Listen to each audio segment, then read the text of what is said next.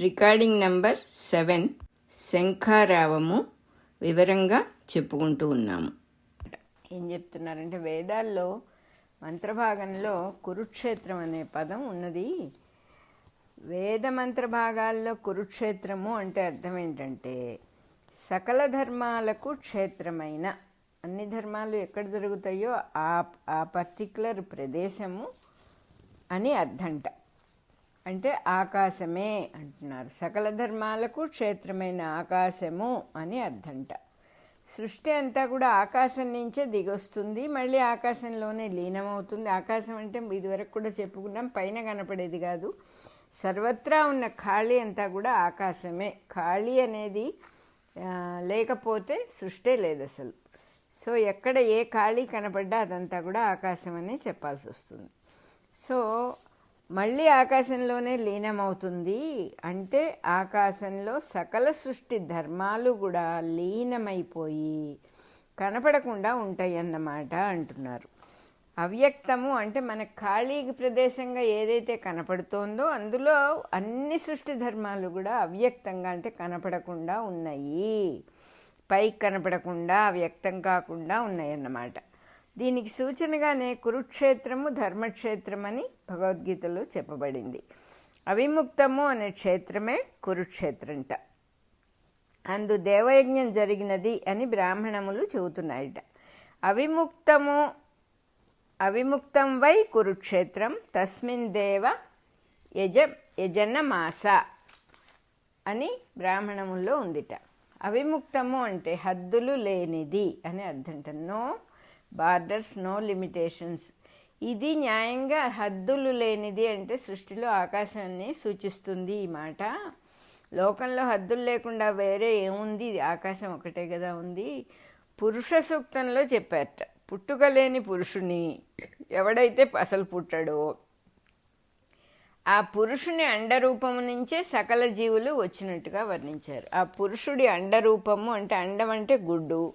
గుడ్డు అనేది మనకి తెలిసిన గుడ్డుని పోల్చుకోవటం కాదు, ఒక సర్కిల్ని ఇమాజిన్ చేసుకుంటే అంటే పసివాడుగా ఉన్న శ్రీకృష్ణుడు బొటనవేలు నోట్లో పెట్టుకున్నప్పుడు అక్కడ ఒక సర్కిల్ ఏర్పడుతుంది. ఆ సర్కిల్ అంటే ఏంటంటే there is no beginning, there is no end అని అర్థం. ఒక చక్కని గుండ్రని ఇది ఏర్పడుతుంది. ఆ సర్కిల్లోనే సమస్త సృష్టి కూడా కనపడకుండా ఉంటుంది. దాన్నే పూర్ణము అని కూడా అన్నారు. సో అండరూపమైన పుట్టుకలేని పురుషుడి నుంచే సకల జీవులు వచ్చినట్టుగా వర్ణించారు. మనం అనేటటువంటి ఈ పూర్ణాన్ని కూడా మనం అండరూపము అని కూడా చెప్పుకోవచ్చు. సో ఈ జీవులందరూ పుట్టడానికి సహాయపడిన ప్రజ్ఞలు ఉన్నాయిట. ప్రజ్ఞ అంటే ఆ తెలివి అన్నమాట, ఆ ఇంటెలిజెన్సెస్. వాళ్ళందరినీ దేవతలు అంటారట. ఈ దేవతలు చేసే జగత్కర్మ,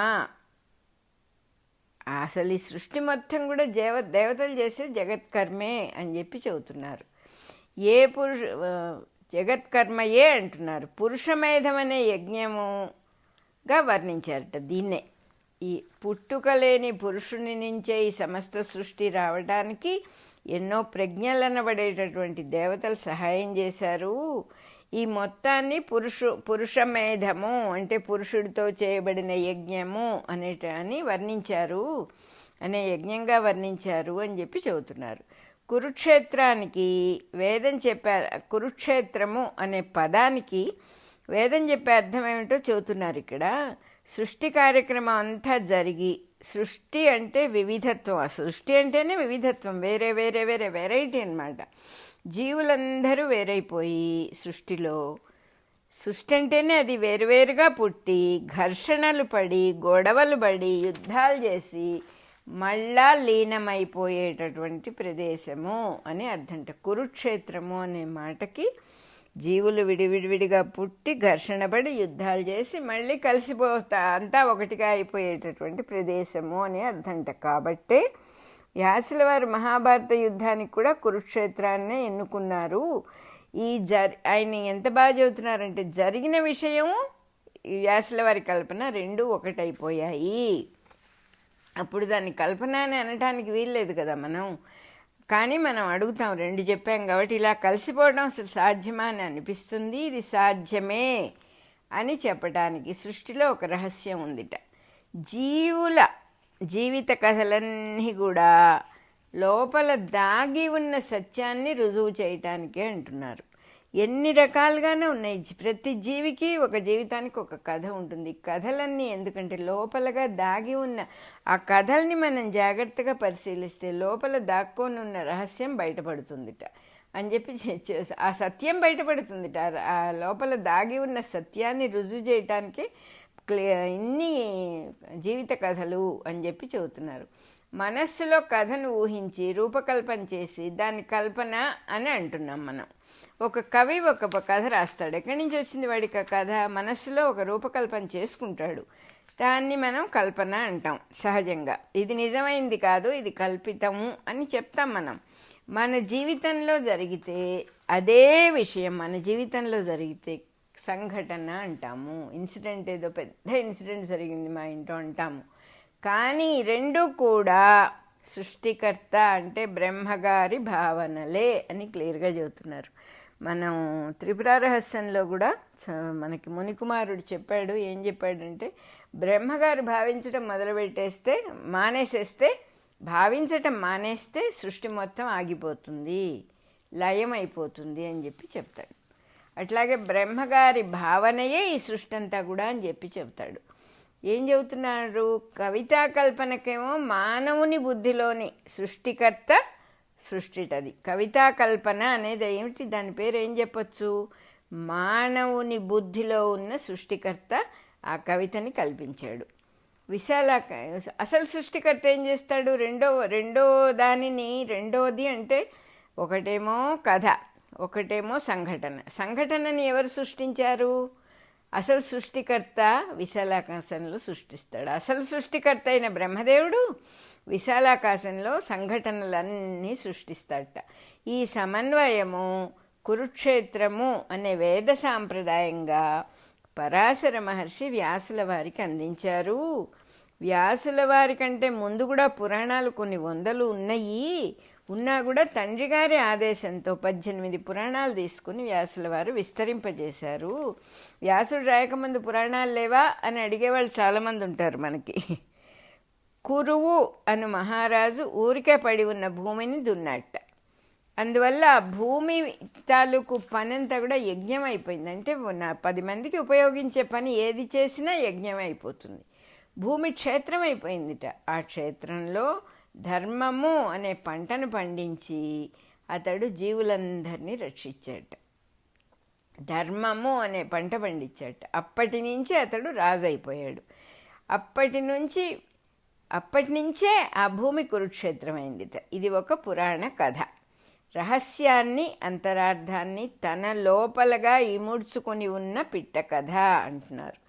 దున్నిన భూమి కృషి వలన సస్యవంతమగును, పచ్చటి పైర్లు రావటానికి చక్కని అవకాశాన్ని ఇస్తుంది. దున్నిన భూమి, రైతు కృషి చేసి భూమిని దున్నటం వల్ల చక్కగా సస్యవంతం అవుతుంది. అది జీవరాశులు జీవించటానికి ఉపయోగిస్తుంది. అప్పుడు ఇది భూమి మీద జీవితం అయితే ఆధ్యాత్మిక జీవనానికి ధర్మ సస్యమును పండించుకోవాలి. భూమి మీద గింజలు పండించుకుని ఆహారాన్ని పండించుకొని తింటాం. ఇది ఆధ్యాత్మిక జీవనానికి ధర్మ సస్యాన్ని పండించుకోవాలి. ధర్మాన్ని పెంపొందించుకుంటే కానీ ఆధ్యాత్మికత డెవలప్ అవ్వదు అని చెబుతున్నారు. ఈ విధమైన వ్యవసాయమునకు మనిషి జీవితమే కృషి కర్మ. ఎలా చేయాలి? ఆధ్యాత్మిక జీవితంలో భూమిని దున్నటం అంటే ఏంటి? మనిషి జీవితాన్ని చక్కగా కృషి చేసి కర్మ చేసి ఎవడైతే చేసుకుంటాడో వాడి జీవితమే ఆధ్యాత్మిక భావానికి క్షేత్రం అవుతుంది. ఈ శరీరమే క్షేత్రము అంటే వచ్చిన శరీరాన్ని చక్కగా వాడుకుంటున్నాడు అన్నమాట. దేనికైతే వచ్చామో ఆ పర్టికులర్ పని చేస్తున్నాం. మనం ఏదో ఒకటి కావాలని ఎక్కడికో పోతాం, అది మర్చిపోయి ఆ ఊరంతా తిరిగి చూసి రావటం కాకుండా మనం దేహం ధరించి ఇక్కడికి ఎందుకు వచ్చామో ఆ పని ధర్మసస్యాన్ని పండించుకోవడానికి దేహంతో ఉన్నాం కాబట్టి ధర్మం అనే సస్యాన్ని పండించుకొని చక్కగా జీవితాన్ని కృతార్థత చేసుకోవాలి అంటున్నారు. అటువంటి శరీరం క్షేత్రము. ఇదం శరీరం కౌంతేయ క్షేత్రమిత్యభిధీయతే అని కృష్ణుడు గీతలో చెప్పాడు కదా. వివేకం అనే నాగలితో శాశ్వతాలు తాత్కాలికాలు అయిన విలువలు కలగాపులగంగా ఉంటాయిట భూమిలో. అంటే భూమి అంటే ఇప్పుడు ఆధ్యాత్మిక జీవితం అని కూడా పరిభాష చెప్తూ ఉన్నారు కదా. ఈ ఆధ్యాత్మిక జీవితానికి కోరేవాడు శాశ్వతాలు తాత్కాలికాలు అంటే ఏది టెంపరీ ఏది పర్మనెంటో తెలుసుకుని అవి రెండు కలిసిపోయి బీడైపోయిన భూమిట. అందులో గింజలేస్తే రావు, ఎందుకంటే కలగాపులగంగా ఉంది. కలుపు మొక్కలన్నీ కూడా విపరీతంగా పెరిగినాయి, దుబ్బులు పెరిగినాయి, కంటకాలు పెరిగినాయి. ఏం చెబుతున్నారు? కలగలుపుగా కలిసిపోయి బీడుగా ఉన్న భూమిని దున్ని కలుపు మొక్కలు దుబ్బులు కంటకాలన్నీ తీసిపారేసి శాశ్వత విలువలు అనే సస్యాలను ఎవరైతే పండించుకుంటారో వాడే ఆధ్యాత్మిక సృష్టి పథకాన్ని తెలుసుకున్నవాడు. పథకము అంటే ప్లాన్. ఆ సృష్టి యొక్క ప్లాన్ ఏమిటో తెలుసుకున్నవాడు, దాని యొక్క బ్లూ ప్రింట్ ఏమిటో తెలుసుకున్నవాడు అన్నమాట. వాడే క్షేత్రజ్ఞుడు అంటున్నారు. అనుభవం గల రైతులకి భూమి యందు పంట పండించుకోవడం ఎంత బాగా తెలుస్తుందో అట్లాగే అనుభవం గల ఆధ్యాత్మిక సాధకులకు కూడా వివేకము అనే నాగలి దొరుకుతుందిట వాళ్ళకి అని చెప్పబడిందిట. దీనివల్ల సాధించుకునే జ్ఞానమే శాశ్వత ఆనంద కారణము. అంటే ఈ క్షేత్రజ్ఞుడు అనేవాడు క్షేత్రము అనే శరీరంతో మొత్తాన్ని కలగలుపుగా ఉన్న ధర్మాధర్మాల్ని కలగలుపుగా ఉన్న మంచి మొక్కలు బీడు మొక్కలు దుబ్బులు ముళ్ళు ఇవన్నీ విడివిడి చేసినందువల్ల వాడికి నాగలి అనేటటువంటి ఒక వివేకం లభిస్తుంది. ఆ వివేకం వల్ల శాశ్వత ఆనందాన్ని తెలుసుకోగలుగుతాడు. ఇంతకంటే మించిన పవిత్రమైంది ఇంకోటి లేదు సృష్టిలో. ఇది కూడా భగవద్గీతలో చెప్పారు. నహి జ్ఞానేన సదృశం పవిత్రమిహ విద్యతే. సత్యము తెలిసిన తత్వదర్శకులు గురువులై ఈ జ్ఞానాన్ని ఉపదేశిస్తారు. ఉపదేశ్యంతి తే జ్ఞానం జ్ఞానినస్తత్వదర్శినః అన్నారు. ఈ జ్ఞానము గురువునికి శరణాగతి చేయటం వలనను జీవిత సన్నివేశాలని గూర్చి పరిప్రశ్న చేయటం వల్లను జీవరాశుల రూపమున దైవాన్ని ప్రేమ మార్గమున సేవించటం వల్లను మాత్రమే తెలియను అంటున్నారు. దైవానికి గురువునికి పరిపూర్ణ శరణాగతి అంటే ఆయన ఏది చెబితే అదే వేదవాక్యం. పరిపూర్ణ శరణాగతిని మనోవాకాయ కర్మలతో తనను తాను గురువుకు అర్పించుకున్నప్పుడు గురువు ఏది చెప్తాడో, గురువు ఏది మనస్సులో భావిస్తాడో అదే చేయాలనేటటువంటి చక్కని జ్ఞానం ఉంటుంది శిష్యుడికి. అటువంటి శరణాగతి చేసినందువల్ల ఇంకొక 3 చెప్తూ ఉన్నారు. ఈ జ్ఞానం ఈ ఆధ్యాత్మిక జ్ఞానం తెలియటానికి 3 చెప్తున్నారు. ఒకటేమో గురువుకు శరణాగతి చేయటం, రెండోది జీవిత సన్నివేశాలని గూర్చి పరిప్రశ్నము చేయుట. మనమే ఆలోచించుకుంటే జీవిత సన్నివేశాలని గురించి ఎటువంటి పరిప్రశ్నం చేయాలి, ఎట్లా చేయాలి అంటే ఏమిటంటే ఒక విధంగా కామన్ సెన్స్. ఏమిటి కామన్ సెన్సు? ఎంతసేపు మనం ఏమనుకుంటాం, నాకు మంచి ఉద్యోగం వస్తే బాగుండు, నాకు పెళ్ళైతే బాగుండు, మంచి భార్య రావాలి, మంచి పిల్లలు ఉండాలి, డబ్బు ఉండాలి, ఇవన్నీ అనుకుంటాం కదా. అలా అనుకున్నప్పుడు మనలో సిన్సియర్గా ఉండేవాళ్ళమైతే మనలో ఒక ప్రశ్న పుట్టాలి. ఇవి నేను అడుగుతున్నా కదా, ఇవే కదా మరి ప్రతి మనిషికి కావాలి, అందరికీ దొరుకుతున్నాయా? నేను నా చుట్టూ ఉన్న వాళ్ళని చూస్తే ఇవి అందరికీ లేవు కదా, మరి నేను మాత్రం కోరటం ధర్మమేనా? ఇది ఒక పరిప్రశ్న. అంటే సన్నివేశాలని గురించి పరిప్రశ్న చేయటం.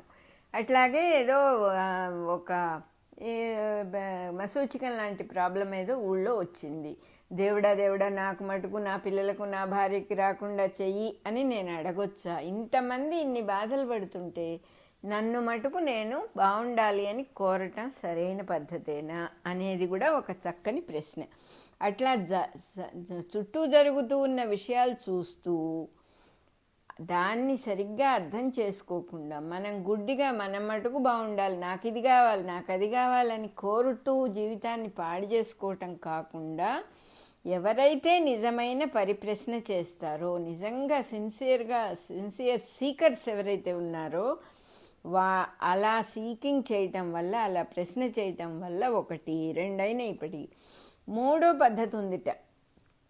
జీవరాశుల రూపంలో ఉండే దైవాన్ని ప్రేమ మార్గంతో సేవించటం. ఎవరొచ్చినా సరే ప్రేమతో వాళ్ళని సేవించడం అంటే కాళ్ళు గడిగి ఒళ్ళు పిసికి కాదు. సేవించడం అంటే మనసులో చక్కని ఒక ప్రేమ భావాన్ని పెట్టుకొని వాళ్ళతో మాట్లాడేటప్పుడు ఆ భావం ప్రేమగా మాట్లాడి వాళ్ళకేం కావాలో అది ప్రేమగా చేసి దాన్నే సేవ అంటారు. వాళ్ళకి ఏదైనా వాళ్ళకి సుఖం కలగాలి, వచ్చిన వాళ్ళకి ఎట్లా కలుగుతుంది అని మనకి చక్కగా తెలుసు. మనకేది సుఖమో వాళ్ళకు అదే సుఖం. మనం ఎవరింటికన్నా వెళ్తే వాళ్ళు మొహం తిప్పేసుకుంటే మనకు హాయిగా ఉంటుంది అది.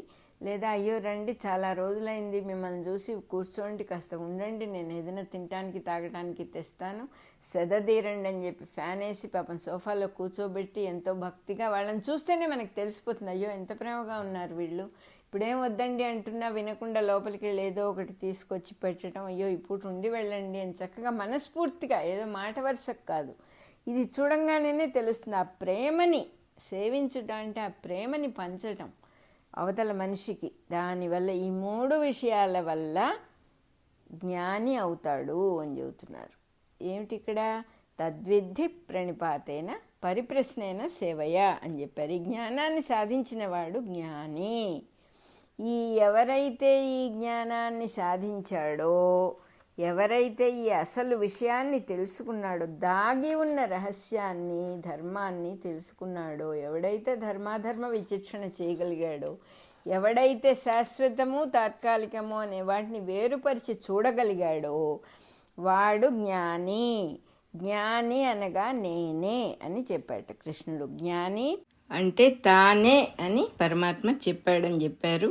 రికార్డింగ్ నెంబర్ 7 అయిపోయింది.